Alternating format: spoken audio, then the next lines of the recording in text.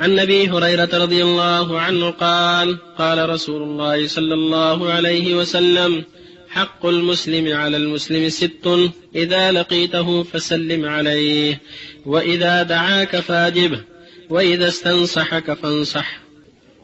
الحمد لله وصلى الله وسلم على رسول الله وعلى آله وأصحابه ومن اهتدى بهداه. أما بعد، هذا كتاب جامع لآداب كثيرة وأحاديث متعددة ومتنوعة في الآداب الشرعية. الحمد لله رب العالمين، والصلاة والسلام على أشرف الأنبياء وسيد المرسلين نبينا محمد وعلى آله وصحبه أجمعين. أما بعد، الحمد لله عز وجل وفضله ہم کتاب الطہارہ کا جو تیسرا باب ہے، باب الوضوء، اس میں آج داخل ہونے جا رہے ہیں، شروع کرنے والے ہیں۔ سب سے پہلے باب الوضوء، جس میں تقریباً 23 حدیثیں ہیں۔ ہم الوضوء کا معنی مطلب اس کی تشریح کر رہے ہیں، اس لیے لفظ برابر آتا ہے۔ الوضوء واو پر پیش ہے، الوضوء واو پر پیش ہے، جس کا معنی ہے فعل، وضو کرنا۔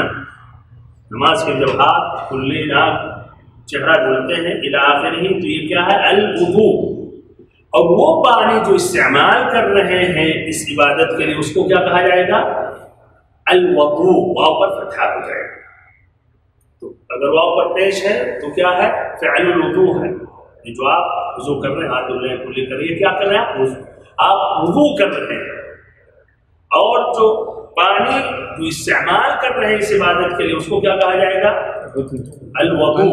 واو پر فتحہ ہے، جیسے السحور اور ایسے ہی السحور۔ السحور فعل جو آپ کھا رہے ہیں فجر سے پہلے، روزہ رکھنا چاہیے، اور السحور کیا ہے؟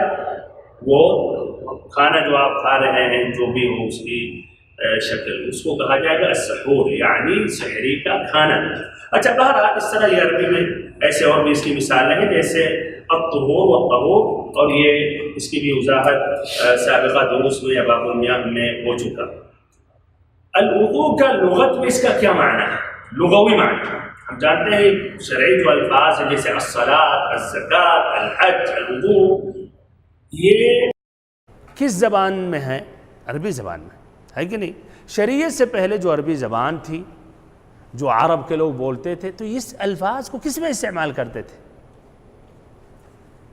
یعنی نبوت سے پہلے کوئی شخص ایک مثلا عربی اللسان الوضوء کا کیا معنی سمجھتا ہے؟ کیا یہ سمجھتا ہے جو ہم آج نماز کے لیے کرتے ہیں؟ لا شک، یہ معنی اس کے ذہن میں نہیں تھا، لیکن یہ لفظ مستعمل تھا عربی زبان میں، تو اس کا کیا معنی مطلب تھا اور کیا مطلب ہے اصل عربی زبان میں، ڈکشنری میں؟ تو بھائیو، الوضوء کا لغوی معنی ہے صفائی، ستھرائی، خوبصورتی، پاکی۔ یہ الوضوء کا لغوی معنی ہے۔ اور شرعی جو معنی ہے، جو ہم اور آپ جانتے ہیں، وہ کیا ہے؟ کہ اللہ رب العزت کا تقرب حاصل کرنے کے لیے، عبادت کرنے کے لیے، اللہ تعالیٰ کے لیے، یہ جو 4 اعضاء ہیں اس کا دھلنا، چہرہ، ہاتھ، سر کا مسح کرنا، پیر دھلنا، ایک مخصوص طریقے سے، جس طرح کی شریعت نے اس کو واضح کیا، اور اس کی وضاحت انشاءاللہ اسی باب الوضوء میں بالتفصیل ہوگی انشاءاللہ۔ تو یہ شرعی معنی جو ہم اور آپ جانتے ہیں۔ اچھا، یہ وضوء ثابت ہے قرآن و حدیث میں، اور ایسے ہی اجماع سے قرآن میں ہے، ثابت ہے۔ قرآن کی کوئی دلیل ہے اس میں؟ ہاں، سورۃ المائدہ آیت نمبر 6، اور ایسے ہی سورۃ النساء میں بھی ہے، اور ایسے ہی بے شمار حدیثیں ہیں۔ ایسے ہی علماء کرام کا اس مسئلے پر اجماع ہے، اتفاق ہے۔ ابن حجر رحمہ اللہ نے باب الوضوء کو کیوں ذکر کیا؟ باب المیاہ، باب الآنیہ، باب ازالت النجاسہ کے بعد؟ اس لیے کہ شروع میں جب واضح کر دیا کہ کون سا پانی پاک ہے، کون سا ناپاک ہے، کس سے وضو کرنا چاہیے، اور ایسے ہی وہ برتن جو استعمال کرتے ہیں وضو کے لیے، اس کے بارے میں بھی کون سا برتن پاک ہے، کون سا استعمال کرنا جائز ہے اور ناجائز ہے۔ پھر ایسے ہی نجاست کی ازالت کے لیے بھی جب ذکر کیا، اگرچہ وضو کے لیے ہو سکتا ہے اس کا خاص ارتباط نہ ہو، تو اس کے بعد الوضو ذکر کیا ابن حجر رحمہ اللہ نے کہ اب یہ پانی جاننے کے بعد اور وہ برتن جو استعمال کیا جاتا ہے اس کے بعد اب یہ وضو کا طریقہ کیا ہے۔ وضو جو ہے نماز کی ایک عظیم شرط ہے۔ نماز کی 9 شرطیں ہیں، ان اہم شرطوں میں سے کیا ہے؟ وضو ہے۔ اسی لیے سب سے پہلے الوضو ذکر کیا گیا۔ یہ کتاب الطہارہ میں بھی اور بھی شرطیں آئیں گی، لیکن وضو کو پہلے ذکر کیا جا رہا ہے، اس لیے اس کی اہمیت ہے، اور یہ ایک عظیم شرط ہے نماز کی، نماز تاکہ مقبول ہو۔ اہل علم کا اس مسئلے پر اجماع ہے کہ جب تک بندہ باوضو نہیں ہے اور ایسے ہی حدث الاصغر اور اکبر سے جب تک ہٹائے نہیں، جب تک اس کی نماز صحیح نہیں ہو سکتی۔ تو نماز قبول ہونے کے لیے وضو کا ہونا ضروری ہے، اور اس مسئلے پر اجماع ہے۔ اور بھائی یہ بھی بتاتا چلوں کہ نماز کے شروط میں سے وضو کا ہونا ضروری ہے۔ اب سوال یہ ہے کوئی اور عبادت کے لیے وضو کا ہونا ضروری ہے؟ ہاں، طواف کے لیے، قرآن مجید ہاتھ میں رکھ کے پڑھنے کے لیے، لیکن ان مسائل میں اختلاف ہے۔ طواف میں بھی کچھ اہل علم کہتے ہیں بغیر وضو کے بھی کر سکتے ہیں قرآن کے بارے میں، لیکن نماز کے بارے میں اجماع اور اتفاق ہے۔ وضو کے اندر حقیقت میں کئی حکمتیں ہیں، کئی راز ہیں۔ تو ایک حکمت یہ ہے کہ یہ نماز کا جوہر ہے، نماز کی روح ہے۔ نماز پڑھنے سے پہلے بندے کو اس لیے شریعت نے لازم کی ہے کہ وضو کر لے، کیوں؟ تاکہ مکمل ہو کر نماز میں داخل ہو، اللہ تعالیٰ کے سامنے کھڑا ہو۔ بمعنی آپ اس طرح کہے کہ لوگ اپنے کام میں بزی ہیں، کوئی بھی کام کر رہے ہیں، فیکٹری میں ہیں، گھر کی بلڈنگ بنا رہے ہیں، اگر وضو کرنا نہیں ہوتا اور ایسی نماز پڑھ لیتے تو کیا رائے ہے؟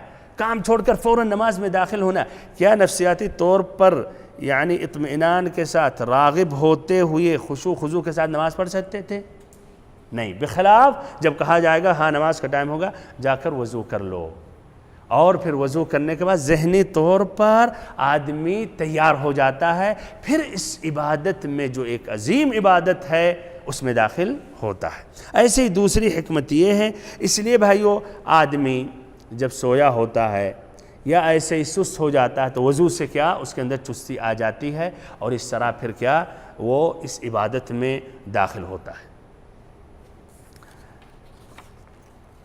بہرحال وضو کے متعلق اہل علم کئی باتیں ذکر کرتے ہیں، اختصاراً یہ ایک فوائد، وضو کہاں فرض ہوا ہے، مکہ میں یا مدینہ میں؟ تو محققین اہل علم کہتے ہیں کہ مدینہ میں فرض ہوا، اس لیے کوئی واضح دلیل نہیں ہے کہ مکہ میں یہ وضو فرض تھا۔ اچھا، کیا یہ وضو اس امت اسلامیہ کے خصائص میں سے ہے کہ اور امتوں میں یہ عبادت نہیں پائی گئی؟ اس میں بھی اہل علم کا 2 قول ہے، تفصیل ہے، اس کی گہرائی میں جانا مناسب نہیں سمجھتا ہوں، لیکن کئی اہل علم نے کہا کہ یہ خاص ہے شریعت محمدیہ صلی اللہ علیہ وسلم یا دین اسلام میں، اس سے پہلے کے بارے میں واضح کہتے ہیں دلیل نہیں، اگرچہ دوسرے فریقین نے دلیلیں اس میں پیش کی ہیں۔ وضو کے بے شمار فضائل ہیں، ان فضائل میں سے ابو ہریرہ رضی اللہ عنہ کی حدیث جس کی روایت امام مسلم نے کی ہے کہ جب بندہ یا ایک مسلمان یا ایک مومن جب وضو کرتا اپنا چہرہ دھلتا ہے، خرج من وجہ کل خطیئۃ نظر الیہا بعینیہ مع الماء او مع آخر قطر الماء او مع آخر قطر الماء، کہ جب بندہ اپنا چہرہ دھلتا ہے تو ہر وہ گناہ جو ارتکاب کر بیٹھتا، اپنی آنکھوں سے حرام چیزیں دیکھا ہوتا ہے، وہ ان پانی کے ساتھ کیا وہ جھڑ جاتے ہیں، گر جاتے ہیں، یا آخری قطرے کے ساتھ۔ ایسے ہی پھر جب اپنا ہاتھ دھلتا ہے تو ہاتھ سے جو بھی اس نے مخالفت کی ہے، گناہ کیا ہے، ہاتھ سے تجاوز کیا ہے، وہ پورا معاف ہو جاتا ہے آخری قطرے کے ساتھ۔ ایسے جب اپنا پیر دھلتا ہے تو اپنے پیروں سے جو غلط جگہ گیا ہے اور اس نے گناہ کیا ہے تو یہ پانی کے ساتھ وہ گناہ پاک ہو جاتے ہیں، صاف ہو جاتے ہیں، بہہ جاتے ہیں، یا آخری پانی کے قطرے کے ساتھ، یہاں تک کہ مکمل طور پر پاک اور صاف ہو جاتا ہے۔ سبحان اللہ. تو دیکھیں بھائیو، اللہ تعالیٰ نے یہ عبادات جو ہم عبادات کرتے ہیں، وضو ہے، نماز، یہ اپنی جگہ ہے کہ یہ ضروری ہے اور اس کا ثواب ہے، لیکن ساتھ ساتھ ایک دوسرا فائدہ وہ ہے کہ آدمی سے جو غلطیاں ہوتی رہتی ہیں درمیان میں، ایک وضو سے دوسرے وضو تک، ایک نماز سے دوسرے نماز تک، یہ چھوٹے گناہ بھی معاف ہو جاتے ہیں. اور ایک آدمی جو ان عبادتوں سے دور ہے تو بڑے گناہوں کا گناہ ملتا ہی رہتا ہے، چھوٹے گناہ بھی ساتھ میں جمع ہوتے رہتے. اس طرح قیامت کے دن ایسا شخص ہلاک اور تباہ ہو جائے گا. بہرحال وضو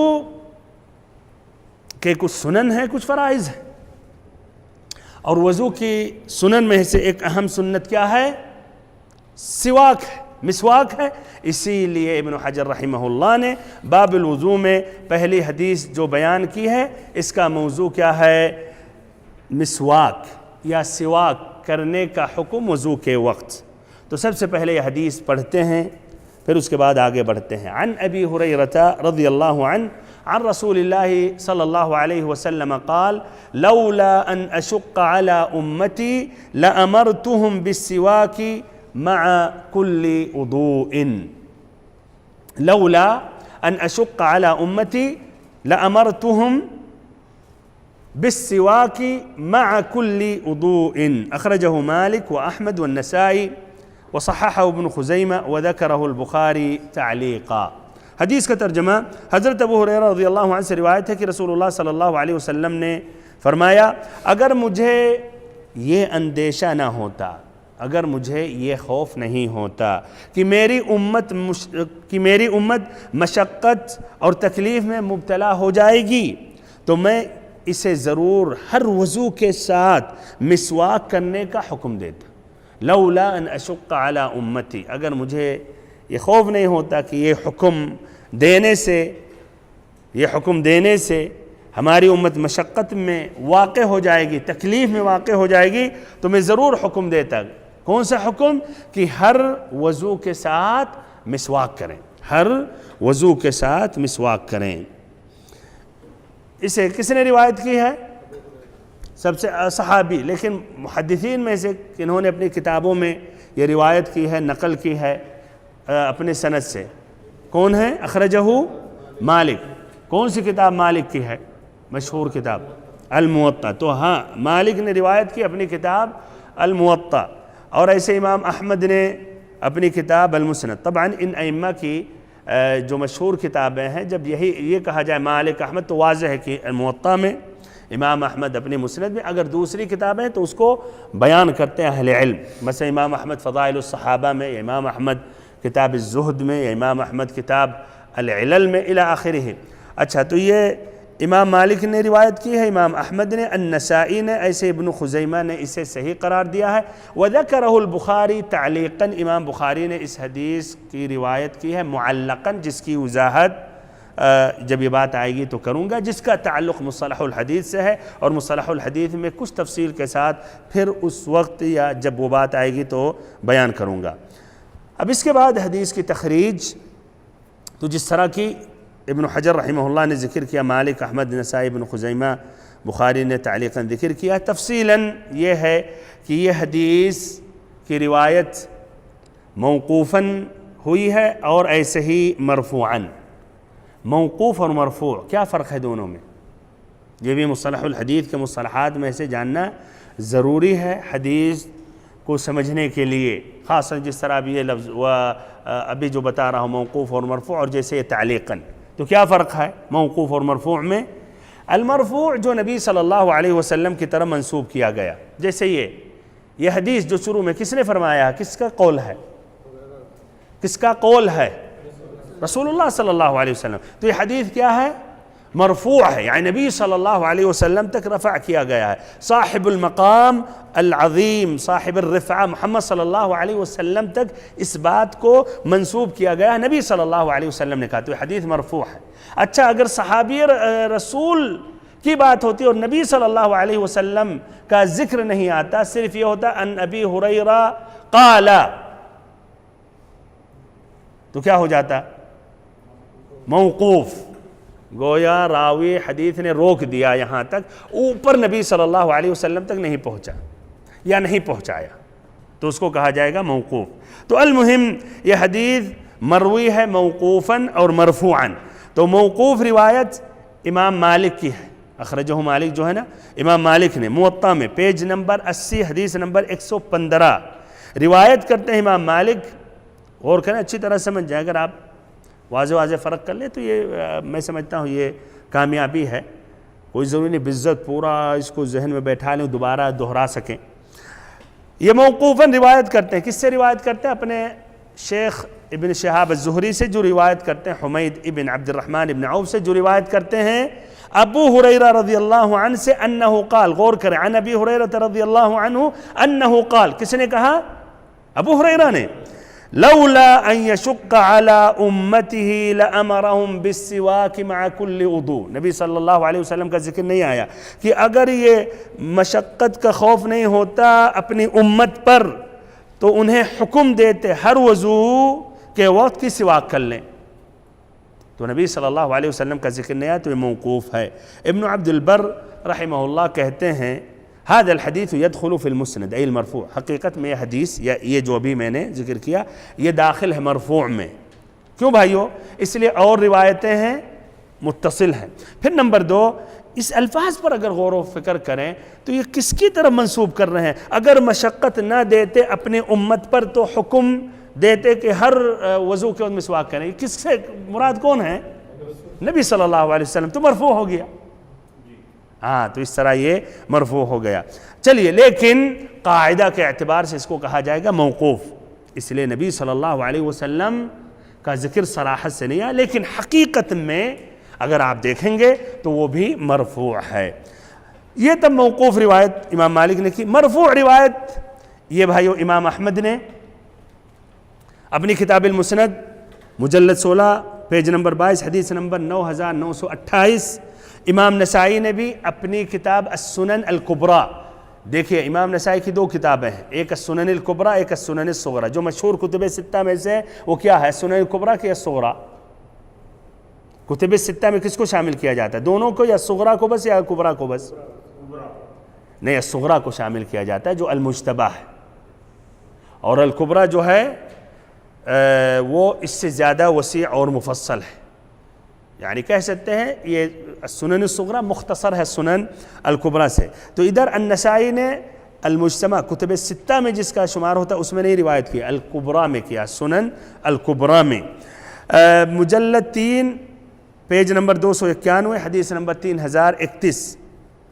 ایسے ہی ابن خزیمہ نے اپنی کتاب الصحیح میں روایت کی ہے، مجلد 1 پیج نمبر 73 حدیث نمبر 140. یہ تینوں حضرات، کون تینوں حضرات؟ امام احمد اور نسائی ابن خزیمہ روایت کرتے ہیں کن سے؟ امام مالک سے. سبحان، امام مالک سے متقدم ہے بھائیو. امام مالک متقدم ہیں، اسی لیے آپ دیکھتے ہیں ان کا اسناد بھی بہت شارٹ کاٹ ہوتا ہے. امام مالک جیسے ادھر ہی ہے، ابن شہاب سے روایت کرتے ہیں، حمید ابن عوف سے، جو ابو ہریرہ سے، جو نبی صلی اللہ علیہ، اگر سے ادھر موقوف ہے، یعنی ان میں اور نبی صلی اللہ علیہ وسلم کے درمیان 3 ہیں، بلکہ کبھی کبھی 2 ہی ہوتے. مالک عن نافع عن ابن عمر عن النبی صلی اللہ علیہ وسلم. اسناد اس طرح، یہ اس کو کہا جائے گا اسناد عالی سے زیادہ قریب ہیں نبی صلی اللہ علیہ وسلم سے. اور جتنی قریب رہیں گے تو غلطیوں کا چانس کم ہو جاتا ہے کہ نہیں؟ اور جتنے ہی دور ہوگا آدمی لمبی اسناد سنائے گا تو وہ یہ بھی مصطلح الحدیث میں آئے گا، اسناد العالی والنازل میں. اچھا، بہرحال تو یہ تینوں حضرات امام احمد، نسائی، ابن خزیمہ روایت کرتے ہیں مالک سے، جو روایت کرتے ہیں ابن شہاب سے، جو حمید ابن عبد الرحمن ابن عوف سے روایت کرتے ہیں، جو ابو ہریرہ رضی اللہ عنہ سے روایت کرتے ہیں. یہی الفاظ کہ نبی صلی اللہ علیہ وسلم نے فرمایا، حدیث مرفوع ہے، لولا ان اشق علی امتی لامرتهم بالسواک مع كل وضوء. یہی لفظ. اور یہ بھائیو اسناد صحیح ہے. امام بخاری نے ذکر کیا تعلیقاً. یہ کیا ہے؟ وذکرہ البخاری تعلیقاً. تعلیقاً سے مراد کیا ہے؟ تعلیقاً سے مراد شروع سند میں، دیکھیں شروع سند امام بخاری اور نبی صلی اللہ علیہ وسلم کے درمیان مثلا 4 راوی ہیں، 5 راوی ہیں، تو شروع سند کو حذف کر دینا. یعنی امام بخاری اپنے شیخ کا شروع میں جو شیخ ہے اس کو حذف کر دیں. یا اپنے شیخ کو اور اس کے اوپر دو شیخ کو بھی حذف کر دیں، یا تیسرے کو یہاں تک کہ صرف کہیں عن ابی ہریرہ. تو اگر امام بخاری کہیں عن ابی ہریرہ قال قال رسول اللہ صلی اللہ علیہ وسلم لولا نشق علی امتی لامرتهم بالسواک مع کل وضوء، تو اس کو کیا کہا جائے گا؟ معلق. اس کو کہا جائے گا یہ تعلیق ہے. اس حدیث میں تعلیق یعنی شروع میں گویا لٹکا دیا، سند کو پورا نہیں ذکر کیا، سند کو پورا نہیں ذکر کیا. تو امام بخاری نے دیکھیے جو ذکر کیا ہے پیج نمبر 310 میں اپنی کتاب الصحیح میں، کتاب الصوم، حدیث نمبر 1933 کے بعد کہا باب سواک الرطب والیابس للصائم، پھر آگے کہتے وقال ابو ہریرہ عن النبی صلی اللہ علیہ وسلم لولا نشق علی امتی لامرتهم بالسواک عند كل وضوء. تو یہ ابو ہریرہ کہتے وقال ابو ہریرہ بس. تو اس سے پہلے کے اسناد کہاں ہے؟ امام بخاری نے نہیں بیان کیا، تو اس کو کہا جائے گا معلق. اور یہ بھائیو الگ جب وہ بات آئے گی مصطلح الحدیث میں تو ذکر کیا جائے گا امام بخاری کیوں ایسے تو پورا سند کیوں نہیں بیان کرتے ہیں، اور پورا سند نہیں بیان کرتے تو پھر ان کی حدیث کیوں کہہ رہے ہیں سب سے زیادہ صحیح ہے؟ اس کا پورا جواب ہے، تو اس وقت بیان کیا جائے گا. بہرحال الحدیث المرفوع کو امام مالک نے بھی روایت کی ہے، پیج نمبر 80 حدیث نمبر 114 ابو الزناد سے جو الاعرج سے روایت کرتے ہیں، جو ابو ہریرہ رضی اللہ عنہ سے روایت کرتے ہیں کہ نبی صلی اللہ علیہ وسلم نے فرمایا لولا نشق علی امتی لامرتهم بالسواک. صرف اتنا ہے، لولا ان اشق علی امتی لامرتهم بالسواک، وہ نہیں ہے مع کل وضوء. یہ دوسرے اسناد سے ابو الزناد عن الاعرج سے روایت کرتے ہیں جو ابو ہریرہ سے. اور پھر مالک، امام مالک کے اسی طریق سے امام بخاری روایت کرتے ہیں اپنی کتاب الصحیح میں پیج نمبر 143 حدیث نمبر 887. النسائی بھی اپنی السنن میں روایت کرتے ہیں، السنن الصغریٰ میں پیج نمبر 1 حدیث نمبر 7 روایت کرتے ہیں امام مالک سے جو ابی الزناد سے روایت کرتے ہیں، جو روایت کرتے ہیں الاعرج سے جو ابو ہریرہ رضی اللہ عنہ سے، وہی الفاظ جو امام مالک کے ہیں لولا نشق علی امتی لامرتهم بالسواک، لیکن انہوں نے اضافہ کیا مع کل صلاۃ. یہاں کیا ہے؟ مع کل وضوء، اور ادھر کیا ہے؟ مع کل صلاۃ، ہر نماز کے ساتھ یا ہر نماز کے وقت. ایسے امام مسلم نے بھی روایت کی ہے پیج نمبر 123 حدیث نمبر 252 من طریق سفیان بن عوینہ جو ابی الزناد سے روایت کرتے ہیں، جو الاعرج سے روایت کرتے ہیں، جو ابی ہریرہ یا ابو ہریرہ رضی اللہ عنہ سے روایت کرتے ہیں ان الفاظ کے ساتھ، جو نبی صلی اللہ علیہ وسلم سے روایت کرتے ہیں لولا نشق علی المؤمنین وفی حدیث زہیر علی امتی لامرتهم بالسواک عند کل صلاۃ. تو صلاۃ کا ذکر آیا. بہرحال حدیث کے اس کے علاوہ کئی طرق ہیں بھائیوں، مسانید سنن صحاح میں ایک لمبا. اس طرح آپ اندازہ لگائیں کہ حدیث کا یہ کام یا علم آسان ہے یا کتنی قربانیاں محدثین نے دی ہے. یہ ہم ایک دم اختصار سے بیان کر رہے ہیں ہم، تو حقیقت میں ہم سبھی یا اکثر کنفیوز ہو گئے ہوں گے، کئی چیزیں حقیقت میں نہیں مکمل سمجھ سکے ہوں گے. بہرحال الترمذی نے بھی روایت کی اپنی کتاب السنن میں پیج نمبر 7 حدیث نمبر 22 من طریق ابی سلمہ عن ابی ہریرہ الی آخرہ. بہرحال الترمذی نے روایت کرنے کے بعد ذکر اس میں کیا 16 یا 17 صحابہ کرام نے جنہوں نے یہ حدیث کی روایت کی ہے اسی معنی میں. مثلا ابو بکر الصدیق سے مروی، علی، عائشہ، ابن عباس، حذیفہ، زید بن خالد، انس، عبداللہ بن عمر، ابن عمر، ابی امامہ، ابو ایوب، تمام ابن عباس، عبداللہ بن حنظلہ، ام سلمہ، واثلہ، ایسے ام حبیبہ، سہل بن سعد. اسی لیے کچھ اہل علم نے کہا کہ یہ حدیث متواتر ہے. الکتانی نے 31 صحابہ کا ذکر کیا، 31 صحابہ جو روایت کرتے ہیں یہ حدیث. ابن الملقن رحمہ اللہ کی یہ بات بہت ہی مہم ہے بھائیوں، کہتے ہیں قد ذکر فی السواک زیادۃ عن 100 حدیث، سواک میں 100 حدیث سے زیادہ ذکر کیا گیا، روایت کی گئی. فوا عجبا سنت واحدہ تأتی فی هذه الاحادیث، کہ ایک سنت پر، طبعا مسواک کرنا یہ سنت ہے، واجب نہیں ہے، تو ایک سنت پر اتنی حدیثیں آتی ہیں، اور پھر اکثر لوگ وَيُهْمِلُهَا كَثِيرٌ مِّنَ النَّاسِ، پھر اکثر لوگ اس سنت پر عمل نہیں کرتے ہیں. بل كثير من الفقهاء المشتغلين وهي خيبة عظيمة نسأل الله المعافاة منها. بلکہ بہت سے فقہاء یعنی علماء جو اس میں یعنی علم سے جڑے ہوئے ہیں، تو یہ بہت ہی بڑی مصیبت ہے۔ اللہ سے ہم سوال کرتے ہیں کہ اللہ تعالی ہمیں عافیت عطا کرے۔ تو بہرحال یہ بھائیو تخریج کے متعلق اب حدیث کے جو الفاظ ہیں اس کی تشریح کے متعلق، لولا ان اشق علی امتی لامرتہم بالسواک مع کل وضوء، لولا میں یہ عربی اعتبار سے اس میں تفصیل ہے، اختصاراً بیان کر رہا ہوں۔ حرف امتناع لوجود، حرف امتناع لوجود کہتے ہیں، یعنی جیسے کہا جائے لولا محمد لاکرمتک یا لولا زید لاکرمتک، اگر زید نہیں ہوتے تو آج ہم آپ کی تکریم کرتے۔ ہاں، تو یعنی یہاں تکریم آپ کی نہیں ہوئی، وجہ کیا ہے؟ اس لیے کہ زید ادھر آ گئے۔ تو ادھر بھی نبی صلی اللہ علیہ وسلم نے رک گئے حکم دینے سے مسواک کا ہر وضو کے ساتھ، کیوں؟ مشقت کے خوف سے۔ تو اس کو کہا جاتا ہے حرف امتناع لوجود، یعنی کسی چیز کو روک دینا، چھوڑ دینا، ترک کر دینا، اس لیے کوئی ایک دوسری وجہ سے جو آ گیا یا ادھر سامنے یہ بات آ گئی۔ تو ادھر آپ صلی اللہ علیہ وسلم نے کیوں نہیں حکم دیا؟ مشقت، اس لیے سامنے مشقت کی وجہ سے۔ تو اس کو کہا جاتا ہے حرف امتناع لوجود، اور یہ بہت ہی ضروری ہے بھائیو، اسی بنا پر احکام مبنی، یہی لفظ لولا سے، یعنی کیوں ادھر تشریح میں کہا جاتا ہے؟ اس لیے اسی بنا پر فقہ الحدیث فوائد میں کیا احکام مترتب ہیں، اس کے بنا پر کچھ مسئلے مسائل ماخوذ ہیں۔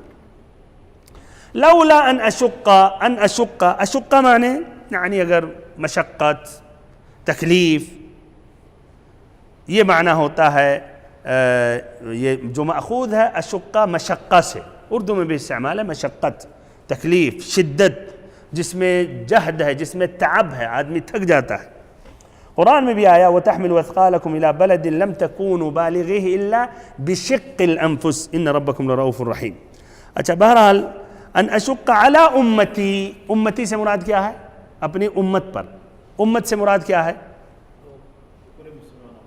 ہاں، ہم مسلمان، بالکل بہت صحیح، اپنی جماعت یعنی مسلمانوں پر۔ امت کا بھائیو یہ بھی ایک علمی فائدہ سن لیں، الامہ کی دو قسمیں، ایک امت الاجابہ، یعنی وہ امت جس نے نبی صلی اللہ علیہ وسلم پر جس نے ایمان لائی، وہ مسلمان، یعنی آپ صلی اللہ علیہ وسلم کی انہوں نے اتباع کی، جس کا حکم دیتے ہیں عمل کرتے ہیں، جس سے روکا اجتناب کیا۔ اور ایک امت الدعوہ ہے، یعنی نبی صلی اللہ علیہ وسلم کی بعثت کے بعد جو لوگ موجود تھے ان پر واجب تھا کہ آپ صلی اللہ علیہ وسلم کی اتباع کریں، تو امت الدعوہ ہے، یعنی انہیں بلایا گیا کہ اسلام میں داخل ہو جائیں، ہے کہ نہیں؟ تو امت کی دو قسمیں ہیں، ایک امت الاجابہ جنہوں نے قبول کر لیا مسلمان، اور ایک امت الدعوہ جن پر فرض ہے، واجب ہے کہ وہ بھی اسلام میں داخل ہو جائیں لیکن وہ داخل نہیں ہوئے۔ تو اس حدیث میں کیا مراد ہے؟ امت الدعوہ یا امت الاجابہ؟ امت الاجابہ یعنی مسلمان۔ لَأَمَرْتُهُمْ، یہ جواب لولا کا جواب ہے، لولا نشق علی امتی لَأَمَرْتُهُمْ، جواب لولا ہے، جواب لولا یعنی لازم کر دیتا۔ لَأَمَرْتُهُمْ بِالسِّوَاكِ، سواک اردو میں بھی استعمال کرتے ہیں، کہتے ہیں کیا؟ مسواک۔ السواک سین پہ کسرہ ہے، اس کو مسواک بھی کہا جاتا ہے۔ یہ جو بھائیو کچھ درخت کے لیتے ہیں اس کی ٹہنی، اس کا سمجھیے جو پتلی جھاڑ اس کے لیا جاتا ہے، جس طرح اپنے ہاں نیم کے درخت کا لیا جاتا ہے، یہاں مثلا عرب میں مشہور تھا الاراک، ایک پیڑ تھا، اس سے لیا جاتا تھا۔ اب ادھر غور سے سنیں، السواک جو ہے، السواک یہ اس آلہ پر، اس چیز پر، اس مسواک پر،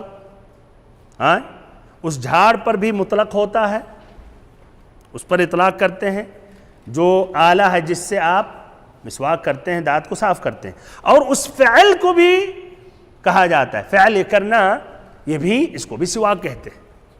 تو سواک اس آلہ وہ جو ہے آج بھی جیسے ہم استعمال کرتے ہیں نئے جو طریقے سے، ہاں یہ بھی آئے گا اس میں، یہ بھی داخل ہے اس میں۔ تو یہ بھی سواک ہے، اور یہ فعل یہ کرنا بھی اس کو بھی کہا جاتا ہے سواک۔ تو اس حدیث میں کیا مراد ہے بھائی؟ غور کریں پھر جواب دیں۔ اس مراد اس میں آلہ ہے، وہ ادات ہے، وہ ٹہنی ہے، وہ درخت کی مثلاً وہ جھاڑ ہے، یا فعل ہے؟ بالکل فعل ہے۔ لَأَمَرْتُهُمْ بِالسِّوَاكِ، یہ نہیں مراد ہے کہ آپ بس مسواک لے کر جیب میں رکھے رہیں، لَأَمَرْتُهُمْ بِالسِّوَاكِ وضو کے وقت جیب میں رہے، نہیں، مراد ہے کرنا، فعل ہے ادھر، نہ کہ وہ آلہ سواک یا مسواک۔ اچھا، مع كل وضوء، مع كل وضوء، کچھ روایات میں ہے عند كل وضوء، مع كل وضوء اور عند كل وضوء۔ حقیقت میں معنی دونوں کا ایک ہے، یعنی وضو کرنے کے وقت۔ اب سوال ادھر یہ ہے، وضو کرنے سے پہلے یا جب آپ کلی کرتے ہیں اس وقت؟ یہ انشاءاللہ تشریح الحدیث میں آئے گا، اس کی وضاحت کی جائے گی۔ اچھا، تعلیقاً اس کی وضاحت ہو گئی۔ اب حدیث میں جو مستنبط احکام ہیں وہ بیان کر رہا ہوں۔ چلیے، اہم اور واضح جو مسئلے مسائل ہوں کیا ہیں؟ کچھ آپ لوگوں سے بھی سنتا ہوں، گہرائی میں نہیں جائیں۔ ہاں، بہت صحیح، مسواک، یہ سواک کرنا، مسواک کرنا یہ فرض نہیں ہے، یہ سنت ہے۔ اور چلیے، ایک ابرز سب سے واضح یہ ہے، اچھا سن لیتے ہیں۔ ہاں جی، اس سے یہ سمجھ میں آتا ہے کئی چیزیں محمد صلی اللہ علیہ وسلم سے ثابت ہیں تو ہم سنت کر کے کرتے ہیں۔ اس سے یہ سمجھ میں آتا ہے کہ جس کو اللہ کے رسول نے حکم دے دیا وہ جیسے واجب ہے۔ بالکل، یہ بھی آئے گا، بہت صحیح، ماشاءاللہ۔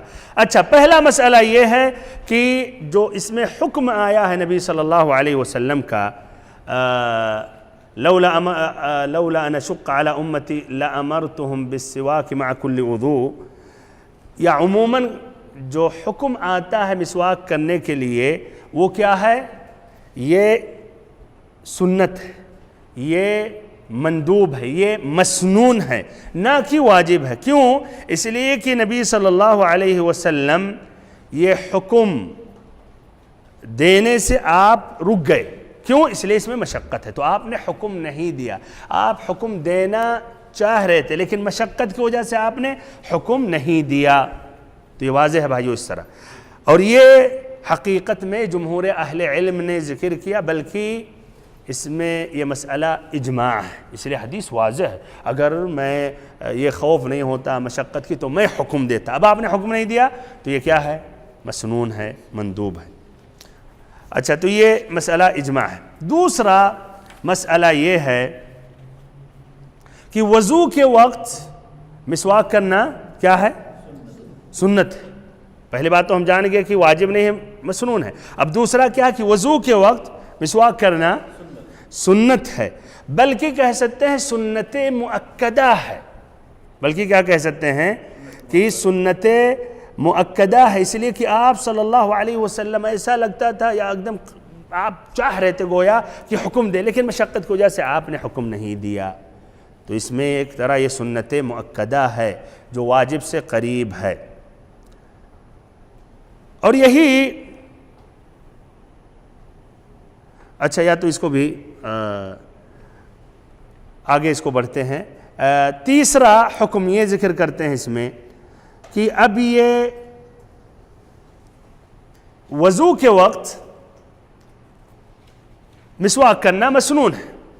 اب سوال یہ ہے کہ کب کیا جائے، وضو سے پہلے یا جب کلی آدمی کرتا ہے تب؟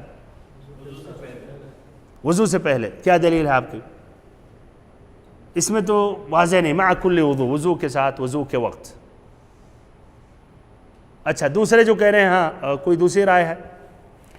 چلیے، اس میں دو قول منقول ہے، حدیث میں حقیقت میں نہیں ہے اس کا ذکر، اس کی وضاحت نہیں ہے۔ وضو کے وقت بس، اب شروع میں بیچ میں نہیں بتایا گیا۔ المہم اسی لیے اہل علم کا اب ادھر فہم میں اختلاف ہوا۔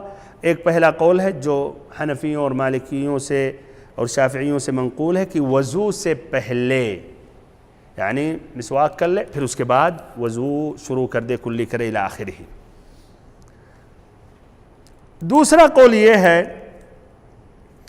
کہ وضو کے درمیان وہ جب کلی کرنے کے وقت آئے تو جب کلی کرنے کا ہوتا ہے تو کیا کلی بھی کر لے اور اسی وقت کیا مسواک بھی کر لے. یہ جمہور اہل علم کا یہ قول ہے. اچھا بہرحال اور دونوں کا اس میں ادلہ ہے. ان کا دلیل یہ ہے مع کلی وضوء، تو مع کہتے ہیں اس میں مصاحبہ یعنی ساتھ ہونا چاہیے، اور مصاحبہ حقیقت میں نوع مداخلت ہے، تو گویا وہ مضمضہ جہاں کر رہے ہیں کلی تو وہیں کرنا چاہیے. بہرحال المہم دونوں اتنا بڑا مسئلہ بہرحال بھائیوں نہیں، اسی لیے کوئی ضروری نہیں ہے کہ ہر مسئلے پر ان کی کیا دلیل، ان کی دلیل ہم جانیں.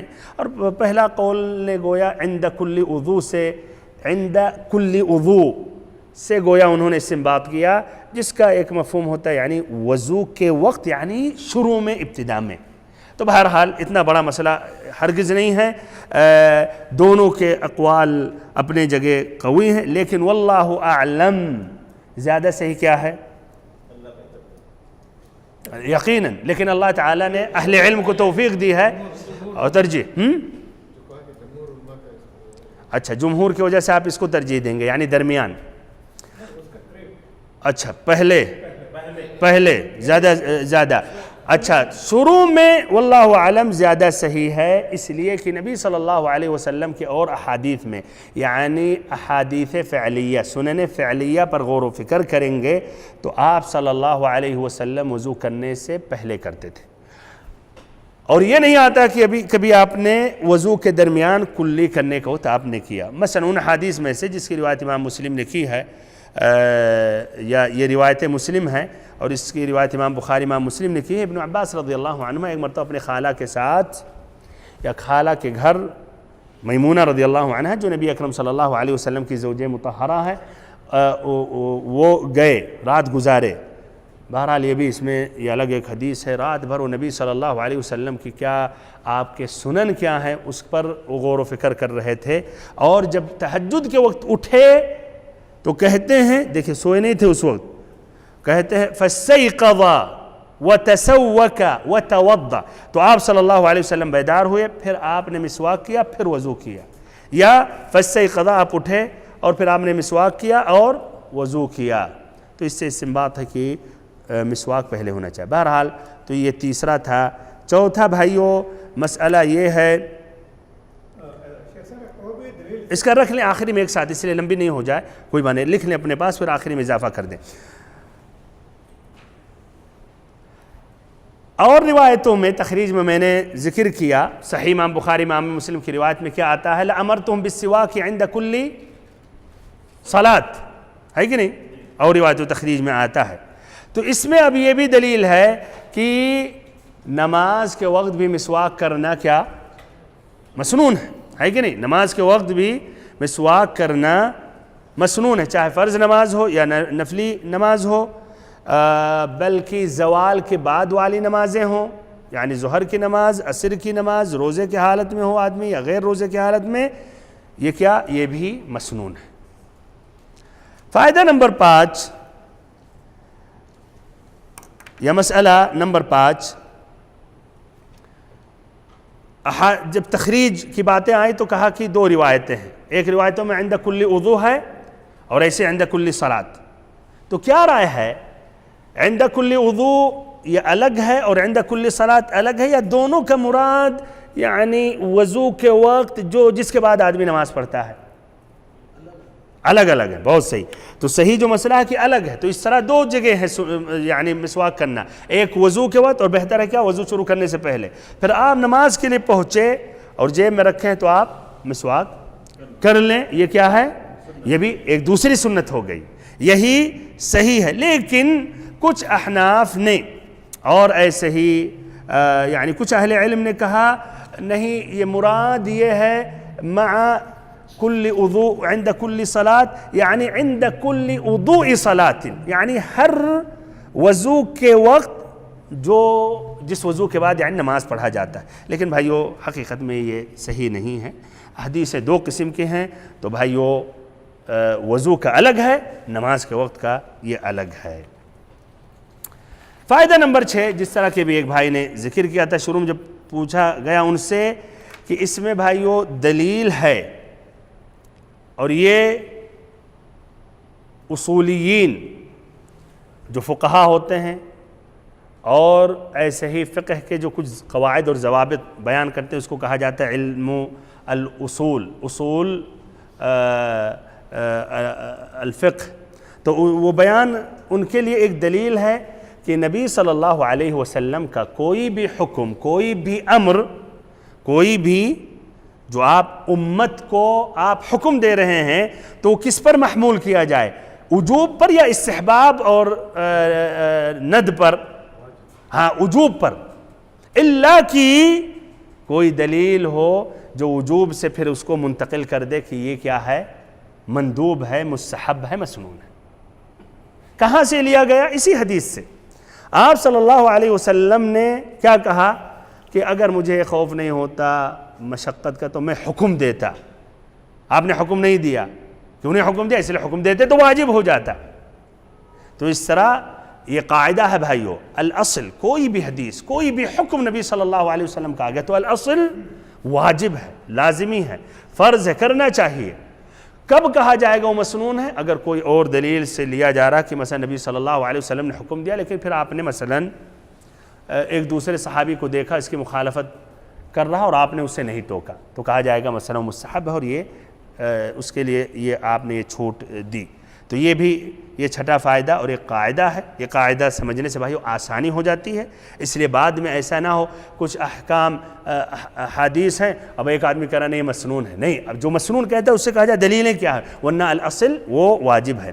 ساتواں فائدہ، ساتواں مسئلہ یہ ہے کہ مسواک ہر وقت مستحب ہے، صائم روزے کی حالت میں ہے یا نہیں، شروع دن میں یعنی اول النہار یا آخر ہی، زوال کے بعد، قبل الزوال.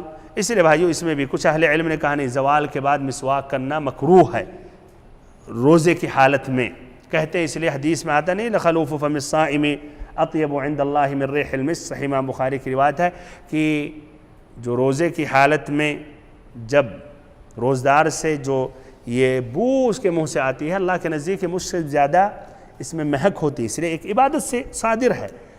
تو اس حدیث کے بنا پر کچھ اہل علم کہتے ہیں زوال کے بعد مسواک نہیں کرنی چاہیے تاکہ اس لیے اس بو کو زائل نہ کرے. لیکن حقیقت میں بھائیو اس حدیث سے استدلال کرنا صحیح اور درست نہیں ہے، اس میں قطعاً یہ معنی مطلب نہیں نکلتا ہے. اور ایک دوسری حدیث سے استدلال کرتے ہیں لیکن وہ حدیث ضعیف ہے. تو خلاصہ کلام مسواک مستحب ہے ہر وقت، ہر وضو کے وقت، ہر نماز کے وقت، روزے کی حالت میں ہو یا نہیں، زوال سے پہلے، زوال کے بعد. آٹھواں مسئلہ یہ ہے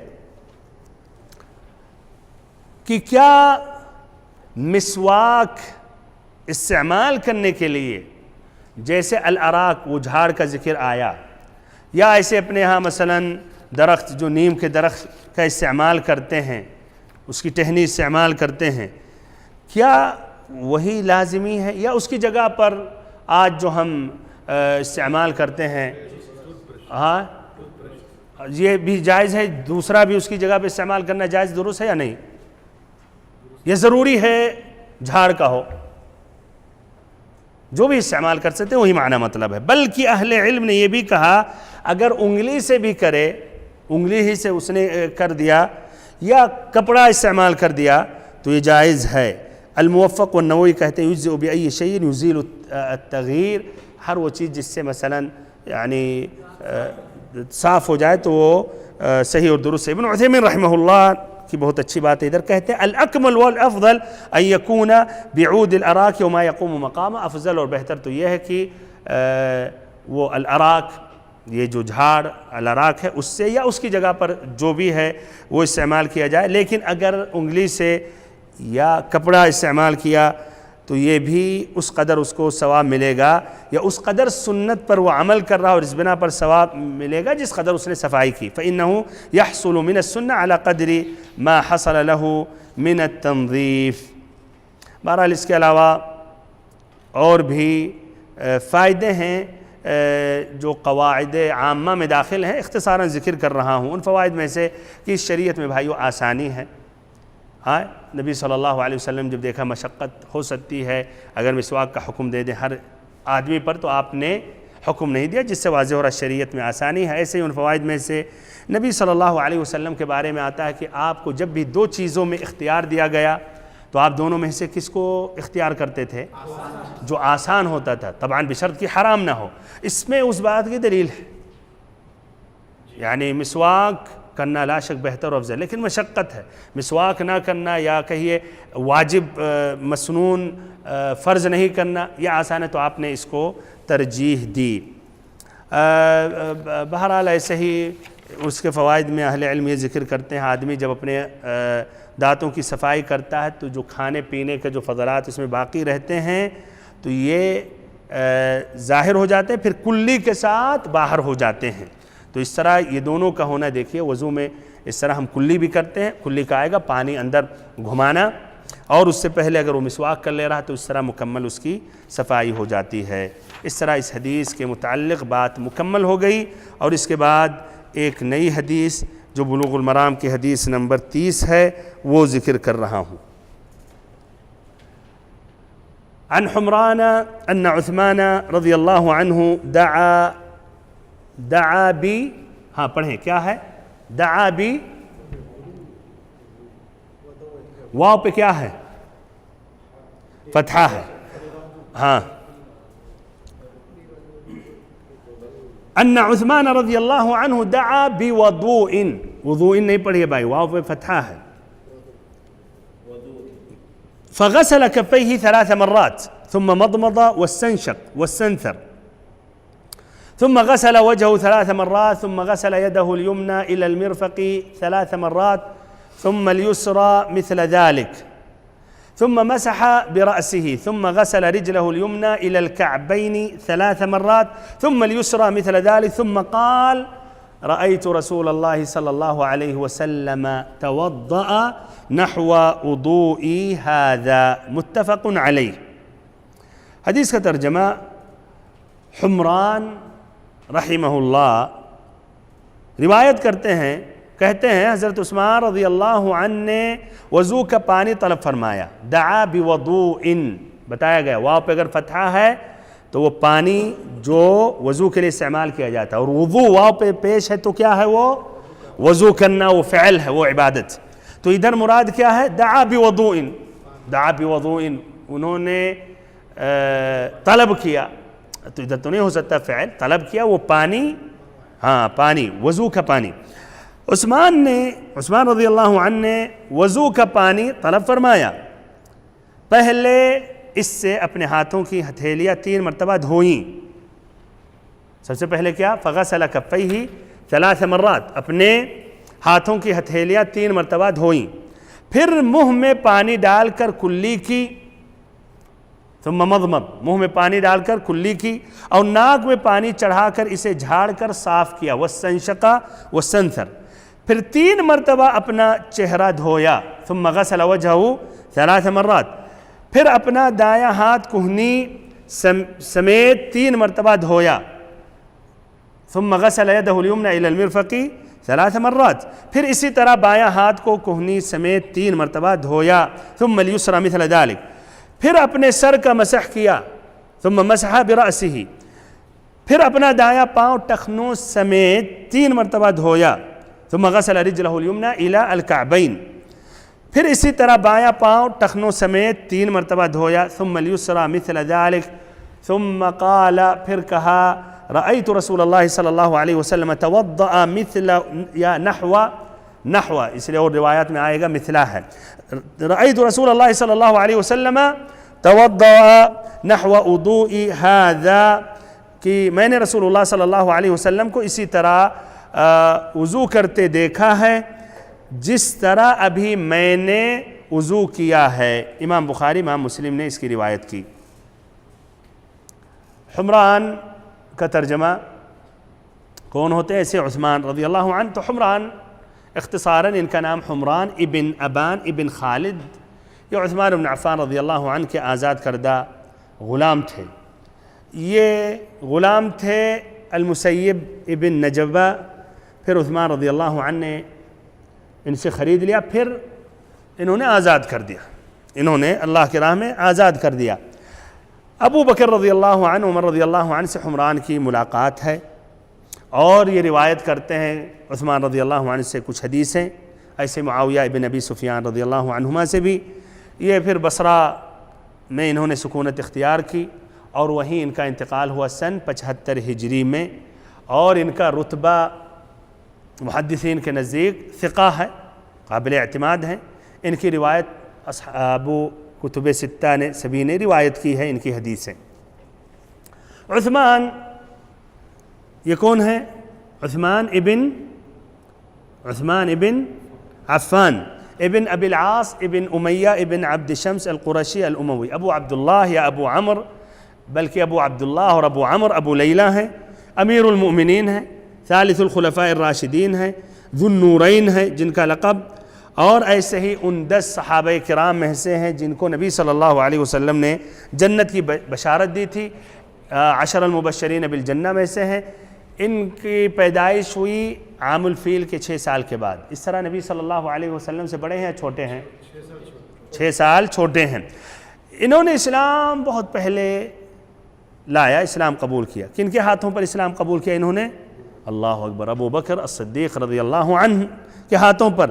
انہوں نے شادی کی نبی صلی اللہ علیہ وسلم کی بیٹی رقیہ سے، اور پھر رقیہ رضی اللہ عنہ کا جب انتقال ہوا تو دوسری بیٹی ام کلثوم سے شادی نبی صلی اللہ علیہ وسلم نے کرا دی۔ بہرحال ام کلثوم رضی اللہ عنہ کے بعد نبی صلی اللہ علیہ وسلم نے کہا اگر ہمارے پاس کوئی اور ہوتی تو وہ بھی تمہارے عقد زوجیت میں دے دیتا اور تمہاری شادی اس سے کرا دیتا، لیکن اس کے بعد نبی صلی اللہ علیہ وسلم کی یعنی کوئی 2 تھی، فاطمہ زینب، لیکن وہ شادی شدہ تھی۔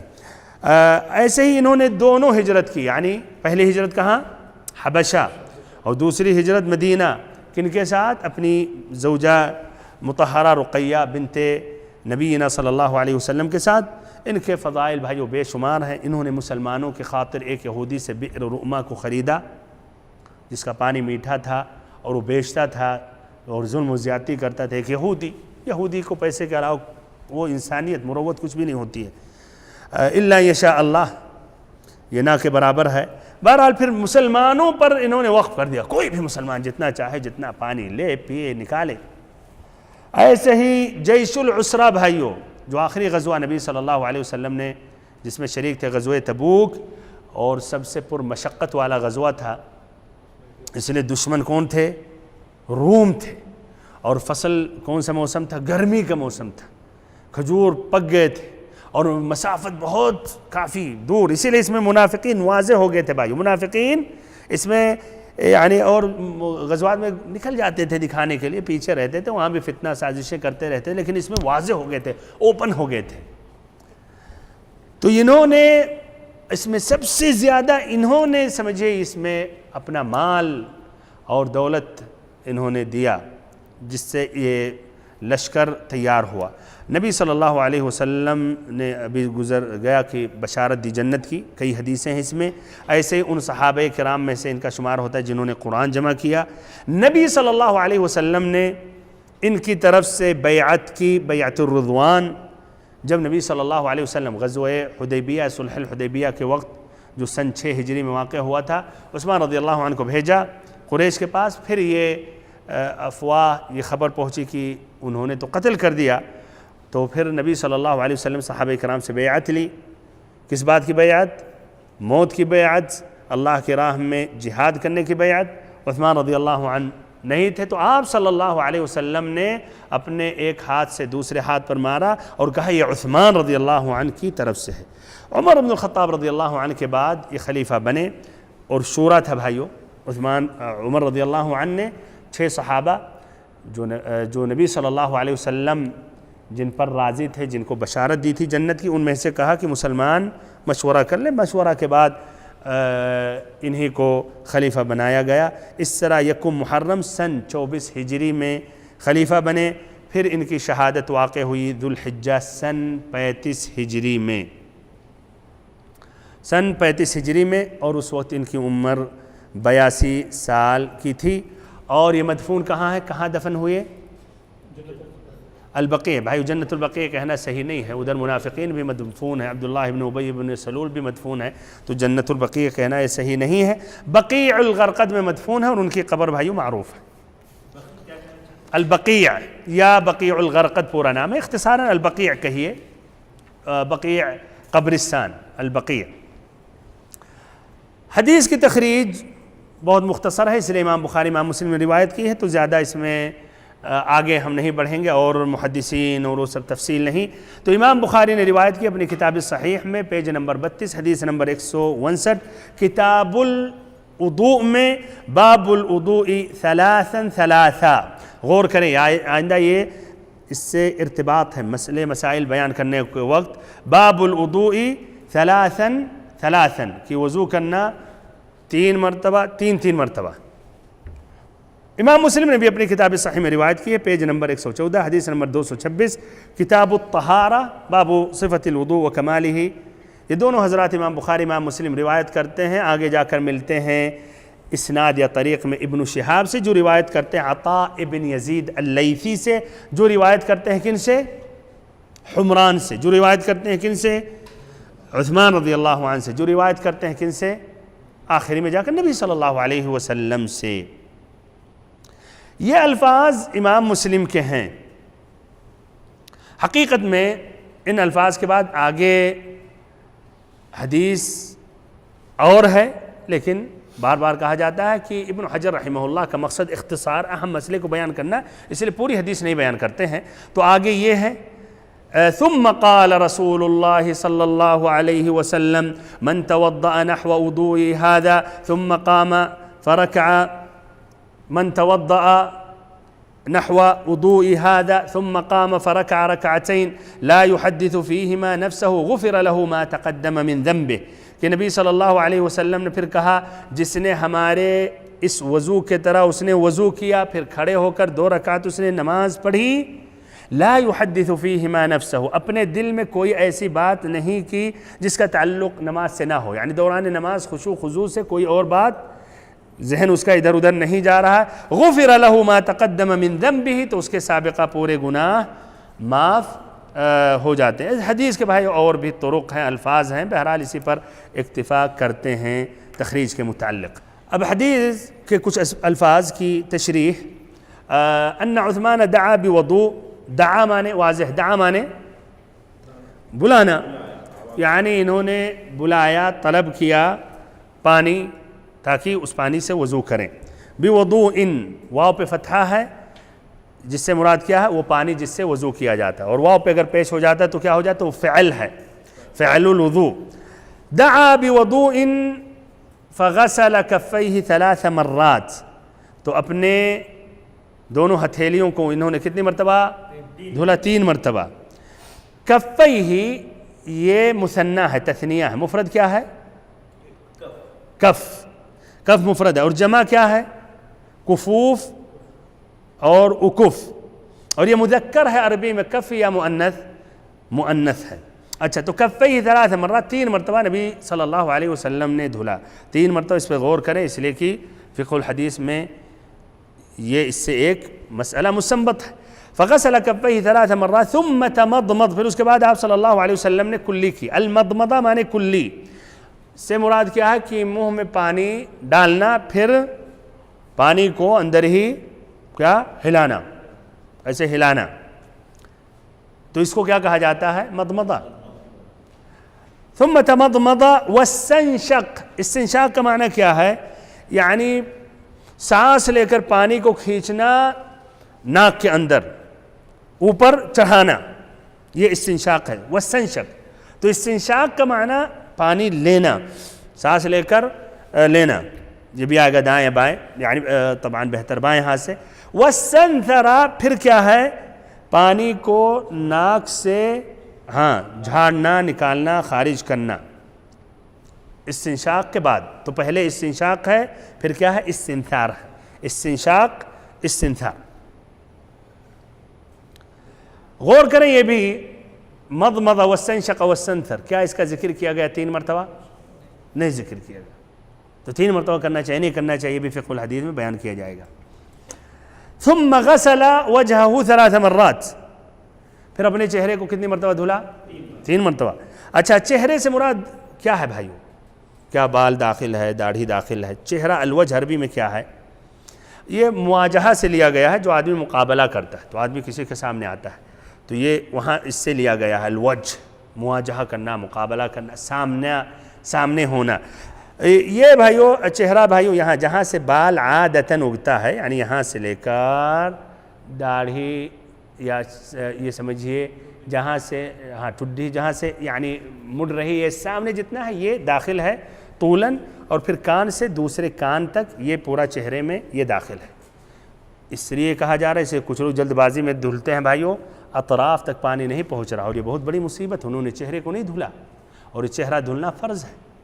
دیکھیں کس سے لاپرواہی کرتے ہیں کچھ لوگ. اچھا تو یہ چہرے میں یہ داخل ہے. ثم غسل وجهه 3 مرات ثم غسل يده اليمنى الى المرفق 3 مرات. پھر اپنے داہنے ہاتھ کو کیا؟ کوہنی سمیت کتنی مرتبہ دھلا؟ 3 مرتبہ. بھائیو ادھر لغوی بات ذکر کر رہا ہوں، اور یہ سمجھ جائیں گے تو پھر اس کے بنا پر دیکھیں کچھ چیزیں ہیں، اس کے بنا پر اور چیزیں مترتب ہوتے ہیں. الی المرفق، یہ الا جو ہے الی المرفق، مرفق تک.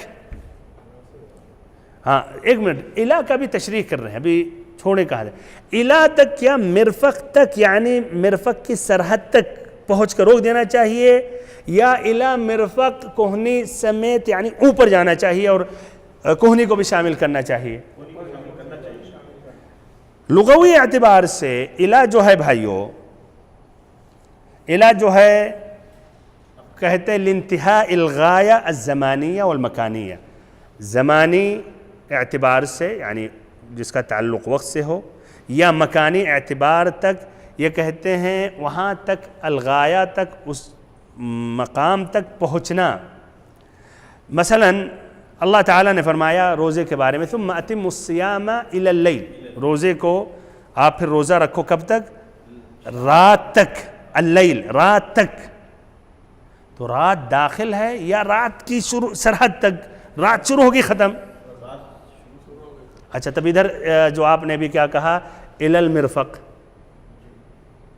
اچھا تو ایک منٹ، ایسے ہی الا کا معنی دیکھیں، الا سے بس لیا جائے. دیکھیں عربی زبان میں دیکھیں کس طرح گہرائی ہے اس طرح، یہ الا سے، اور اسی بنا پر بھائیوں پھر احکام میں اختلاف ہو جاتا ہے. اچھا تو الا مکانیہ، جس سے اللہ تعالیٰ نے فرمایا سبحان الذی اسری بعبدہ لیلا من المسجد الحرام الی المسجد الاقصی. تو الا یہ مکانیہ ہے، جس نے اپنے وہ ذات ہر عیب سے پاک ہے، جس نے اپنے بندے کی سیر کرائی مسجد حرام سے مسجد اقصی تک. ادھر حدیث میں الی المرفق، یہ جو ہے الغایہ مکانیہ ہے زمانیہ؟ لانتہاء الغایہ مکانیہ ہے زمانیہ؟ مکانیہ. یہ مکان ہے، جگہ ہے، زمان سے اس کا تھوڑی تعلق ہے، زمن وقت سے. اچھا بہرحال اب یہ جو بتا رہا ہوں آپ اتنا سمجھ گئے کہ ثم اتم الصیام الی اللیل میں آپ کہہ رہے ہیں نہیں، رات نہیں داخل ہے، رات شروع ہو گئی کہ آپ روزہ توڑ دیں. اور ادھر الی المرفق کی قرآن میں بھی ہے، ہاں یا الذین آمنوا اذا قمتم الی الصلاۃ فاغسلوا وجوہکم وایدیکم الی المرافق، تو آپ کہہ رہے ہیں نہیں، کوہنیوں سمیت. تو اس طرح بھائیو الا کا جو ہے جو انتہاء الغایہ آتا ہے غالباً اس کے بعد والا داخل نہیں ہوتا ہے، اس کے بعد والا داخل نہیں ہوتا، جس طرح ثم اتم الصیام الی اللیل. لیکن کچھ احوال میں اس کو داخل کیا جاتا ہے، جس طرح کی یہاں. کیوں ادھر داخل کیا گیا؟ اس لیے احادیث میں آتا ہے یہ. اور لغوی اعتبار سے بھی کبھی کبھی الا جو یہ الغایہ ہے المکانیہ یا زمانیہ، یہ اس کے بعد والا بھی داخل کیا جاتا ہے. تو الاصل کیا وہاں تک کے لیے ہوتا ہے، لیکن کبھی کبھی کیا اس کو داخل کیا جاتا ہے، جس طرح کی ادھر مرفق تک ہے. ظاہری اگر لفظی ترجمہ کریں گے آپ تو کیا کہیں گے کہ نبی صلی اللہ علیہ وسلم نے عثمان رضی اللہ عنہ نے اپنے داہنے ہاتھ کو مرفق تک 3 مرتبہ دھلا. مرفق تک اگر لفظی ترجمہ کریں گے، یہ تک کا حقیقت میں جو الہ ہے یہ اس کے بعد داخل ہے اس سے پہلے میں، یعنی کوہنی سمیت آپ صلی اللہ علیہ وسلم نے دھلا۔ تو یہ شاید سمجھ گئے ہوں گے۔ اب اس کے بعد آگے بڑھتے ہیں، تو اور حدیثوں میں اس لیے اس کی وضاحت کی گئی ہے بھائیو، جس طرح ایک حدیث ابو ہریرہ رضی اللہ عنہ کی حدیث ہے جس کی روایت امام مسلم نے کی ہے، ثم غسل رجلہ یا ثم غسل یدہ الیمنی حتی اشرع فی العضد، کہ انہوں نے ابو ہریرہ رضی اللہ عنہ نے ہاتھ دھلا یہاں تک کہ عضد میں داخل ہو گئے، تو کوہنی کو دھلا یا نہیں دھلا۔ ایسے ہی وہ پیر کے بارے میں بھی آتا ہے کہ ٹخنوں کو دھلا یہاں تک کہ الساق میں پہنچ گئے، تو اس سے بھی واضح ہوا کہ وہ داخل ہے۔ اچھا، تو یہ بات واضح ہو گئی۔ ثم غسل یدہ الیمنی الی المرفق، المرفق کا معنی کیا ہے؟ کوہنی، جو ذراع، یہ ذراع ہے اور عضد کے درمیان جوڑ والی ہڈی ہے، یہی ہے، یہی مرفق ہے۔ یہ ذراع ہے اور یہ عضد ہے، اس کے درمیان جو جوڑ رہی ہے یہ ہڈی، یہ کیا ہے؟ یہی مرفق ہے۔ اس کا جمع کیا ہے؟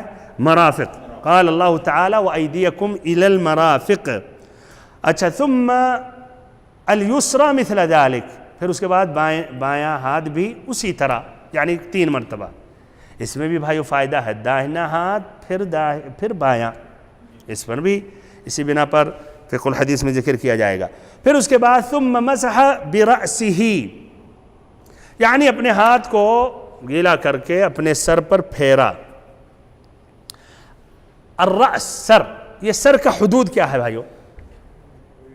سر کا حدود جہاں بال شروع ہوتا ہے چہرے کی طرف سے لے کر کندھے کے اونچائی تک، یہ یہاں تک، یعنی تقریباً ایسے لے کر، یہ رأس ہے۔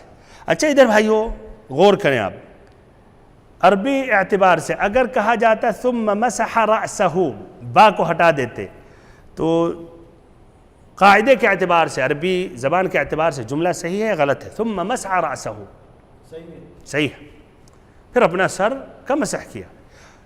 تو یہ با آیا ادھر کیوں؟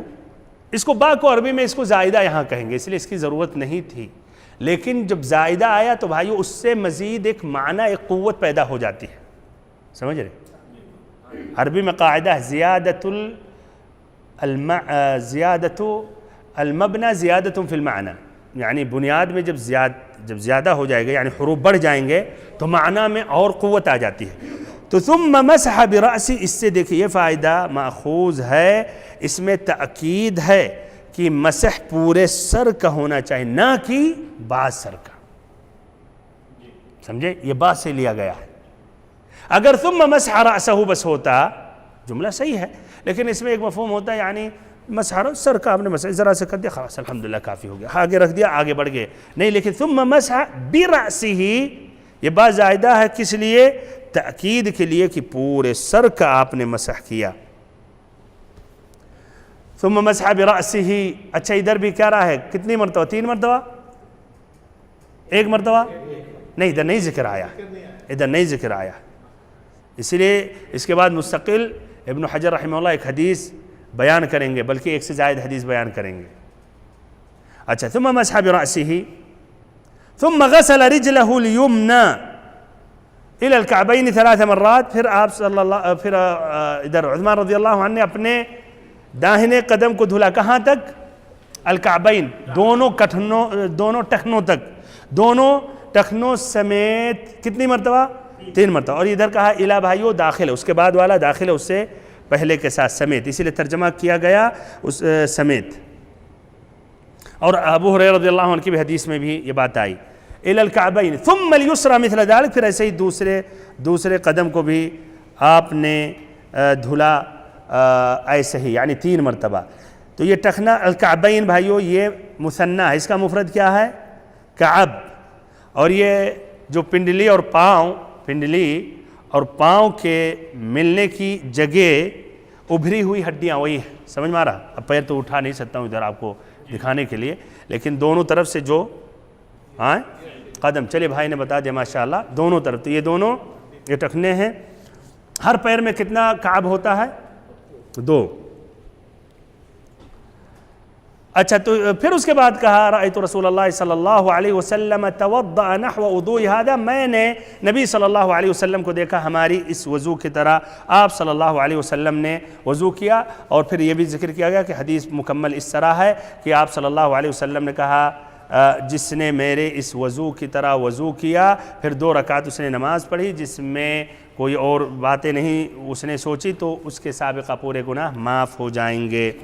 اس طرح بھائیو یہاں تک اب اکتفا کرتے ہیں. آئندہ ملاقات میں انشاءاللہ یہ اس حدیث سے جو مستنبط احکام ہیں وہ ذکر کروں گا، لیکن یہ حدیث پڑھ کے آئیے گا تاکہ 1 ہفتے کے بعد آپ بھول جائیں گے تو پھر وہ آگے بڑھنے میں سمجھانے میں بات مشکل ہو جائے گی. تو ضروری اتنی باتوں کو پڑھ لیں تاکہ ہم تیزی سے پھر نئے درس میں داخل ہو جائیں اور آگے بڑھیں. اللہ تعالیٰ سے دعا کرتا ہوں کہ اللہ تعالیٰ ہم سبھی کو علم نافع عطا کرے اور ہم سبھی کو دین کا صحیح سمجھ عطا کرے اور ہم سبھی کو دین کا عالم بنائے، عامل بھی بنائے، یعنی اس پر عمل کرنے والا بنائے، اور پھر ایسے ہی ان باتوں پر عمل اور تطبیق کرنے کی توفیق دے اور داعی اللہ بھی بنائے. وصلی اللہ وسلم وبارک علی عبدک ورسولک محمد.